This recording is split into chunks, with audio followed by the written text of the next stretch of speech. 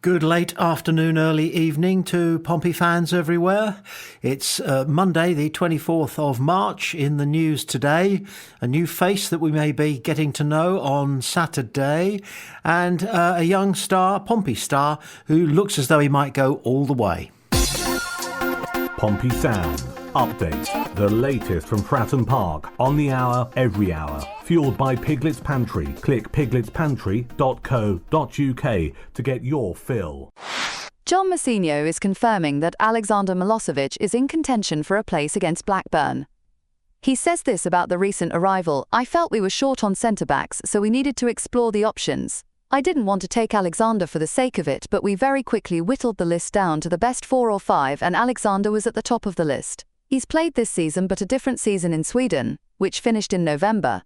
It's never going to be perfect with free agents, but he's got relatively recent playing experience, keeps himself fit, and is pretty much ready to slot straight in. We've got up until the end of the international break to get him going. We should have him then."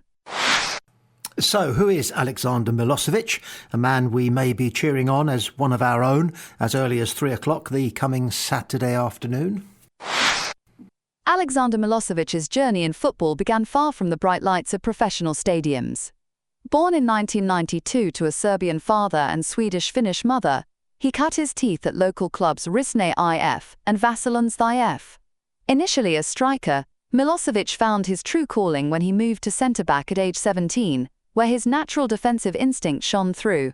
His breakthrough came in 2011 when he signed with his childhood club AIK, though not before flirting with their rivals Djurgårdens IF and catching the eye of Celtic and Fiorentina.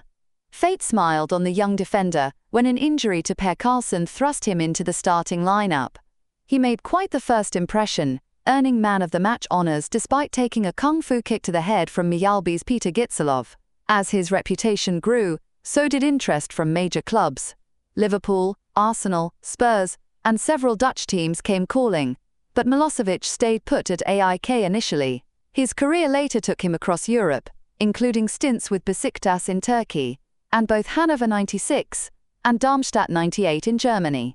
After bouncing around various clubs, Milosevic found his way back to AIK twice, helping them clinch the 2018 Allsvenskan title. He's since played for Nottingham Forest, Denmark's Vejle BK, and most recently signed with Portsmouth in the Championship. On the international stage, Milosevic initially represented Serbia at the U17 level before switching to Sweden's youth setup. He was part of Sweden's triumphant U21 squad at the 2015 European Championship and competed at the 2016 Olympics in Rio. His senior debut for Sweden came in 2013, and he's earned 9 caps for the national team, proving himself a reliable defender at the highest level. Clearly sturdy enough, and he has no doubt been training alongside Regan Poole this last week, building up to Blackburn.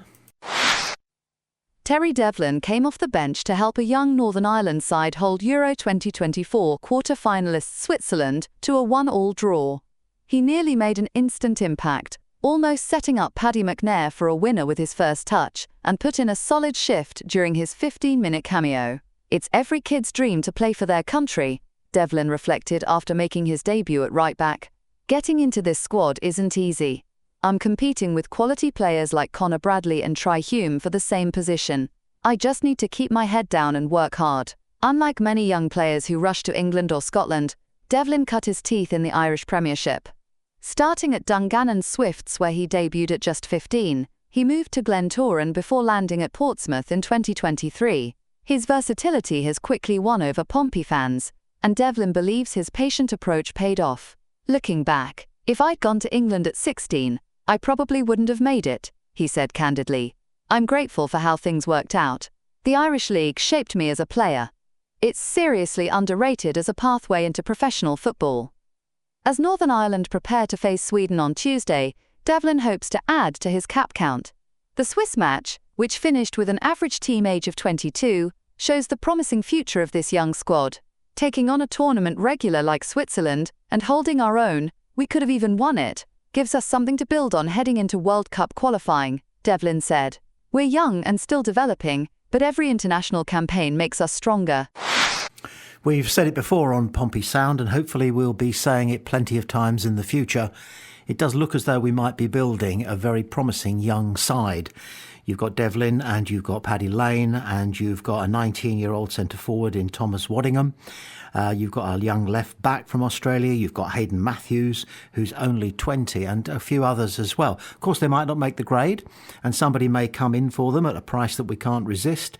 But nevertheless, there's something going on, and the year 2028 keeps ringing in our mind. Hope we're right. This is Pompey Sound. You've been listening to the latest Pompey Sound podcast. Just a reminder, you can find Pompey Sound on DAB digital radio in the Portsmouth area. Just look for Pompey Sound on your list of DAB stations. If it's not appearing, you may need to rescan your radio set.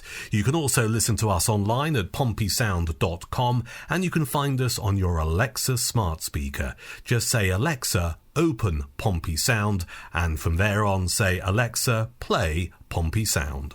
And a reminder, if you like Pompey Sound podcasts and you use Apple Podcasts and Spotify, then follow us so you never miss an update. We also have the Pompey Sound Podcast YouTube channel. Search for Pompey Sound Podcast on YouTube and subscribe, and that way you will never miss an update.